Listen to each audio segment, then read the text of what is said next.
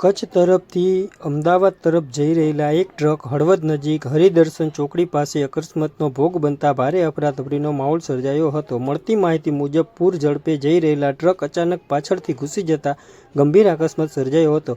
અકસ્માતમાં એટલો ભયંકર હતો કે ટ્રકનો આગળનો ભાગમાં ભારે નુકસાની પહોંચી હતી અને રસ્તા પર વાહન વ્યવસ્થા થોડા સમય માટે બંધ થઈ ગયો હતો। અકસ્માતની જાણ થતાં સ્થાનિક લોકો તાત્કાલિક ઘટના સ્થળે દોડી બચાવ કામગીરી હાથ ધરી હતી। અકસ્માતમાં ઇજાગ્રસ્ત બનેલા ટ્રક ડ્રાઈવરને તાત્કાલિક સારવાર માટે હળવદ હોસ્પિટલ ખસેડવામાં આવ્યો હતો। ત્યાં પ્રાથમિક સારવાર આપવામાં આવી હતી।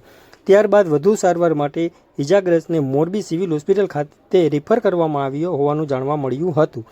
બનાવની જાણ થતાં જ મોરબી ફાયર ટીમને પણ એલર્ટ કરવામાં આવતા ફાયર બ્રિગેડની ટીમ ઘટના સ્થળે પહોંચી બચાવ કામગીરીમાં જોડાઈ હતી। સાથે જ 108 એમ્બ્યુલન્સ સેવા સંભાળી આગળની કાયદેસરની કાર્યવાહી હાથ ધરી હતી।